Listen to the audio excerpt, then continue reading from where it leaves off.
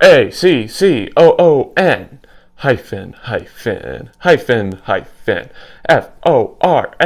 Formers. What does that spell? Raccoon-Formers, yeah! Raccoon-Formers, the YouTube channel for all of your Transformer needs. Hello everyone, Raccoon-Formers here, and welcome to part 1 of my Transformers Studio Series 86 Wave 3 ranking video. As you all know, near the end of 2023 in September, I took a look at the final figure from Wave 3 of the Studio Series 86 line, Studio Series Coronation Starscream, so I really am excited to finally be done with this wave because this is definitely the weakest wave of the Studio Series 86 line in my opinion. But before I can actually get started with taking a look at Wave 4, I need to do the two-parted ranking video for Wave 3 of the Studio Series 86 line because I did that with Wave 1 and Wave 2, so I'll be doing that same thing with Wave 3, and today I'll be uploading Part 1. As usual, in Part 1, I'll be taking a look at all of the figures from Wave 3 of the Studio Series 86 line and how well they are as toys, and in Part 2, I'll be ranking all of the characters that were added to Wave 3 of the Studio Series 86 line, movie-wise, and how well they are in the movies. But before we get started, let's take a look at what we're dealing with. Wave 3 consists of 3 figures: Studio Series Sweep, Studio Series Perceptor, and Studio Series Coronation Starscream. Like I said, it's definitely the weakest wave of the Studio Series 86 line in my opinion, and there weren't all that many true bangers here, but these guys are still pretty good, and that's why I'm still going to rank them even though they weren't all that interesting. Anyway, let's go ahead and get things started.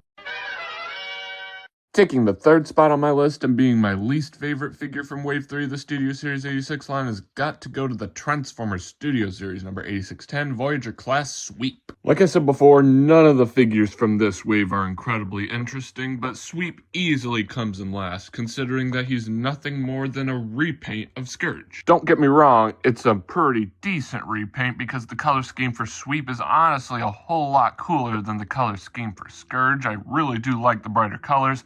And there were 2 other characters from the 1986 film that looked exactly like Scourge called the Sweeps, so this definitely is a reasonable repaint and not one that's just a cash grab, but it just is my least favorite out of the 3 figures that were added to this wave. And there's also the fact that Hasbro made the weird decision to not actually package 2 Sweeps in the same package, which is really what they should have done, because in the 1986 film, there were 2 characters that looked like Scourge called the Sweeps. Not just 1, there were 2. So I really do feel like Hasbro should have just increased the price for this guy to be able to package 2 Sweeps in the same package, so that way people could have the accurate amount of Sweeps when setting them up on their shelves with Scourge. That's just my opinion, but that's another reason why this guy's in last place. But the main reason why this guy is in last place is simply because they did very little to actually make this guy stand out from Scourge. Literally the only differences are the color scheme, which, like I said, is a good change because I really do like the new color scheme, and the placement of his hand that allows him to hold the gun and the open hand.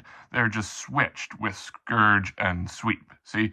They're on opposite sides from each other. I still feel like Sweep would have ended up in last place even if there were more changes that were made, since he's a repaint and the other 2 figures I'm going to take a look at are new figures, and new figures are obviously more interesting than repaints, but I still do wish that more changes were made. So it was already set in stone that this guy was going to end up in last place on this list, but now that I know that so few changes were made between Scourge and Sweep, it's now set in concrete. Taking the second spot on my list has got to go to the Transformers Studio Series number 8611 Deluxe Class Perceptor. This figure is probably the most interesting figure from Wave 3, considering it's the first Studio Series figure off of a character that doesn't transform into any type of vehicle, since this figure transforms into Perceptor's iconic microscope mode, which is incredibly interesting to me. But he's also the first triple changer into the Studio Series line. Sure, Perceptor wasn't actually a triple changer in the 1986 film, but I guess Hasbro maybe felt like having a figure that doesn't actually transform into any type of vehicle and instead having it transform into a microscope could be boring to people, so they wanted to just shoehorn in a tank mode for Perceptor, even though he never actually had that tank mode in the 1986 film. In my opinion, that was incredibly unnecessary because I'm perfectly fine with Perceptor's microscope mode. I find it really interesting that I finally have a figure that doesn't actually transform into any type of vehicle. So I don't really use his tank mode all that much, and I'm perfectly fine with his microscope mode. So the fact that he comes with an extra mode that he never actually had in the movie, like I said, is kind of unnecessary. But fingers crossed that this figure inspires Hasbro to actually create more Studio Series figures that are triple changers, because we missed out on having a triple changer Shatter and Dropkick. So fingers crossed that maybe Hasbro goes the extra mile and releases those two guys in the Studio Series line again, just as a triple changer this time, instead of having 2 figures for Shatter and 2 figures for Dropkick. But anyways, back to this figure. All of its modes are pretty good. His robot mode is pretty screen accurate. His microscope mode is my personal favorite, which is also screen accurate, although it's a shame that you can't actually use the figure as an actual microscope. It doesn't actually magnify anything. And then his tank mode is so-so. It's fine, but I do not use it all that much. I stored this guy in his microscope mode. Anyway, that's all I have to say about the guy. But you're probably wondering why this figure isn't actually in first place since I said it's so interesting. Well, I do have a reason for that. In my opinion, the figure's transformation is a little bit too simplistic for my taste, and I really do wish that there were more details, and I also wish that this figure could actually be used as a microscope. It really is a huge missed opportunity that isn't something you can do. I've tried, but the microscope mode doesn't actually magnify anything, so that's another reason why this figure isn't actually in first place, and it's probably the main reason. But once you actually see my number 1 pick, you'll see what I mean.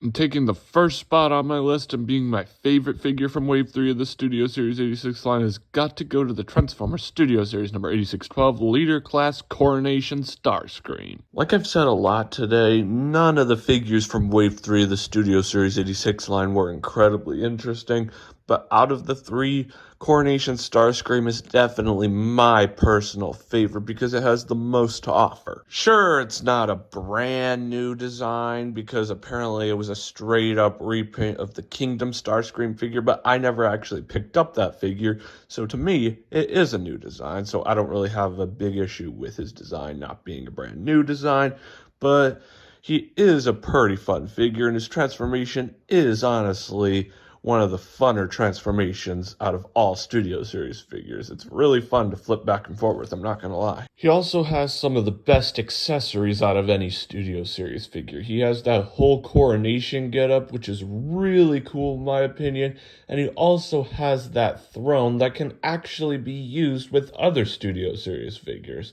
So like I said, Studio Series Coronation Starscream definitely has the most to offer, which is why he's number 1 on this list. He's also incredibly screen accurate in both modes, and I am really impressed with that. So overall, Wave 3 of the Studio Series 86 line might have not consisted of a bunch of super cool and interesting figures, but Studio Series Coronation Starscream is definitely the shining light in this wave, in my opinion.